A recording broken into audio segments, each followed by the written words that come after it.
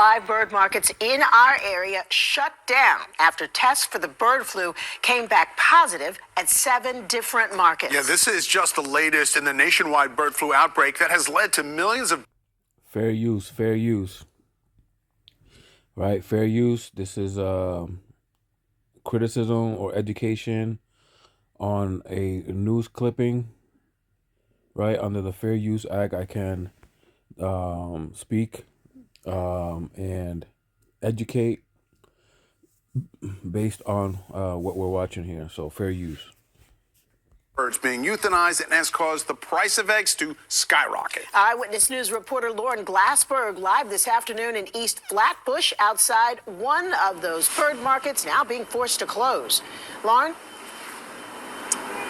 Yeah, Sandra and David, the state hasn't said exactly where the bird flu was detected, but it is having a ripple effect because it is forcing all live poultry markets to shut down in the next couple of days, including the one behind me here on Utica Avenue in Brooklyn. This will allow all of these markets to clean and disinfect before any new live poultry can be brought in. These markets are very closely linked by source flocks, distributors. So we think it's really important to get in there, have a period of the markets being down so we can stamp out this disease. New York State hoping to break the transmission of bird flu within live poultry markets and protect the animals and, of course, the public. Bird flu was detected at 7 markets in the New York City area in just the last week. In all, there are about 80 of these live bird markets in Westchester, Long Island, and New York City. They can sell their inventory over the next 2 days, and then they must complete the disinfection procedures and remain closed for 5 days following. The state says these are necessary steps. These cases in the live bird markets were detected on surveillance. In other words, we went looking for the problem, and this is what you do in public health. We work together and we look for problems. So this is a good thing that we're doing. This is why it's prudent, and we're just being vigilant about this because we really don't want to have people infected in New York State. So really it's about protecting people. Now, I spoke with the owner of Utica Poultry off camera, and he says that he really stands to lose a lot of money. He owns 9 of these live markets, and yes, they can sell off their inventory in the next 2 days, but whatever he doesn't sell, he takes a loss on, and then he has to be closed for 5 days. But he does understand why the state is taking these precautions. We are live in East Flatbush. Lauren Glassberg, Channel 7 Eyewitness News. That breaking news. Kathy Hochul has ordered all live bird markets in our area shut down after tests for the bird flu came back positive at 7 different markets. Yeah, this is just the latest in the nationwide bird flu outbreak that has led to millions of birds being euthanized and has caused the price of eggs to skyrocket. Eyewitness News reporter Lauren Glassberg live this afternoon in East Flatbush outside one of those bird markets now being forced to close. Lauren? Right, so first and foremost, I want to give all honor and glory to Yahweh, Bahashem Yahushai, Bahashem Rakah HaKadosh. Double honors to the elders and apostles who I learned from. A healthy shalom to the hopeful elect, preaching this word in truth and sincerity. To you ribs, to you sisters out there learning silence and staying in order, I say to you all, shalom. Right, I thought this was interesting, right? I heard about this, just today. And I automatically had the red flags in my head, like, you think about the the avian FLU, right? I had to spell it out because my other channel just got taken down, right? Even though I was trying to be extra careful, but anyways, nonetheless, right?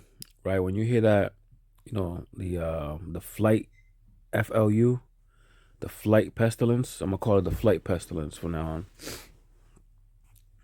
Right? It brings you back to like 2009, somewhere around there. Right, when it started to make its way back, and like they're just looking for, different variants of things. And at the beginning of this year, we had 5 different pestilences, and this was one of them. And like, what's it gonna be next year? 7, 8? Now you got companies racing to make the first jab, right? The first venom, right? To get it out to the people because they made billions of dollars on it, right? These are the physicians of no value, right? And it just makes my ears stand up when I hear these type of things go on, because it could be many things that could be going on, right? It could be that they're trying to release a new pestilence. They're trying to ration. How do I say this without getting flagged? Right, trying to ration portions of MEATs to the people to see how they react. Right, while this is going on, I'm also realizing that in Puerto Rico, that they're limiting eggs to people. Some people got to drive 2 hours from where they're at to get some eggs, and it's like, that's just wild. I thought that, because I used to live out there, and a couple of my family members had chickens and, and animals to eat. So I thought, why not just, if I lived out there, I would have had chickens. I just told myself, why drive 2 hours? But, that's neither here nor there. Here in Massachusetts, there's a market here called Market Basket, formerly known as the Mullahs. And they have a sign that limits you from getting more than 2 cartons of eggs. So we see that suddenly the sold places, with food are being affected, right? As it talks about in the scriptures in Second Ezra.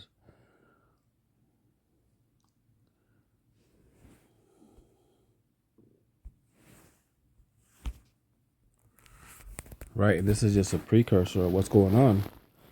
Pretty soon, you're gonna be limited into how much meat you can have. Right, I think that's going on in PR right now, where you're allowed to have only I think it was 18 pieces of chicken a month or something like that. 18 pieces of chicken a week. That's what's going on right now.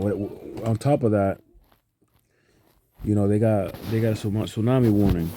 Right, that's another thing that's going on. Right, but I want to stick to this topic here with the things closing down over the FLUs, and